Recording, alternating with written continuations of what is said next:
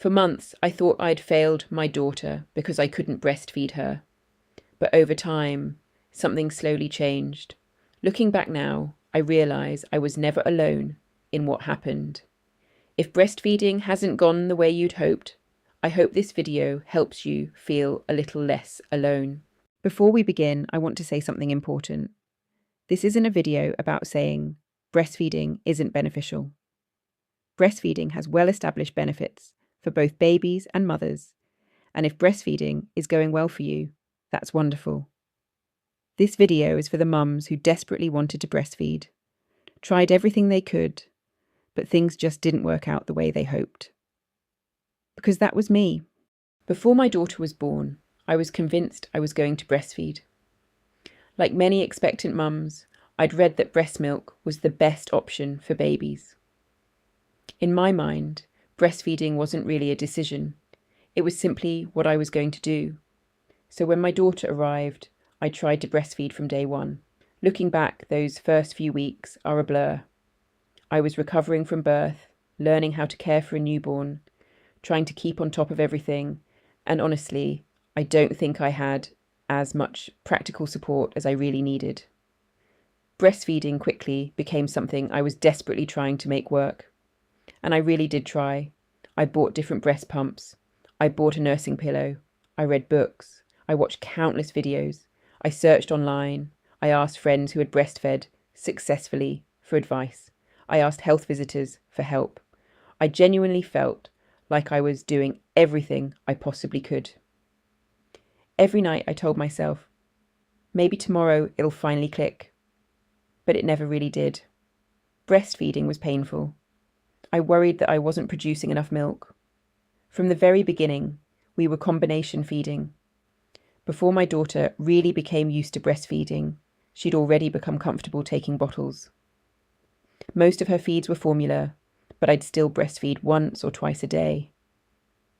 I honestly believed we were moving in the right direction.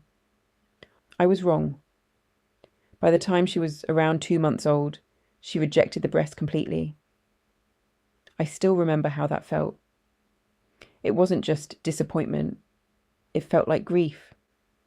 Like I'd lost the feeding journey I'd imagined having with my daughter.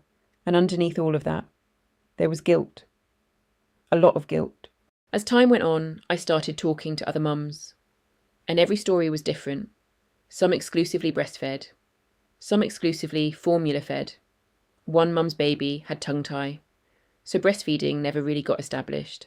Another friend had the complete opposite challenge. She desperately wanted her baby to take a bottle, but her baby refused every bottle they offered and would only breastfeed. Some mums seemed completely at peace with formula feeding. Others admitted they carried guilt for months. That's when I realised something. There isn't one normal feeding journey. There are thousands of different ones. Yet so many of us somehow end up believing we've failed if ours doesn't look like the one we imagined. By around 6 months, the guilt wasn't as overwhelming as it had been in those early weeks, partly because we'd started solids, partly because time had given me a little perspective. Then one day, while visiting a friend, I noticed something that stayed with me. My friend's baby is about 3 months younger than mine. She was breastfeeding while we were chatting. I remember watching them and thinking, that doesn't even look like the textbook perfect latch I'd spent so much time reading about. But both mum and baby looked completely relaxed. The baby was happily feeding. My friend looked calm, and suddenly something clicked. For months I'd been asking myself, what did I do wrong? What else could I have tried? If I'd tried harder, would breastfeeding have worked? But sitting there, I had a completely different thought. Maybe breastfeeding just wasn't meant to work the same way for my baby and me. Maybe I'd spent months trying to force our journey to look like someone else's. Many mothers who plan to breastfeed stop earlier than they intended.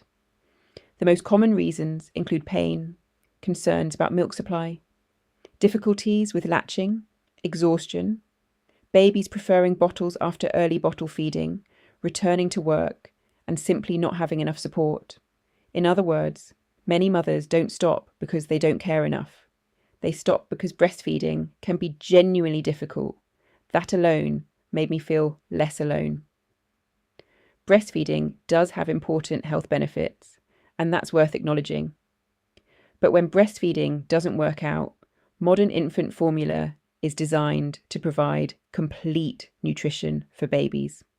Another finding that really helped me was this.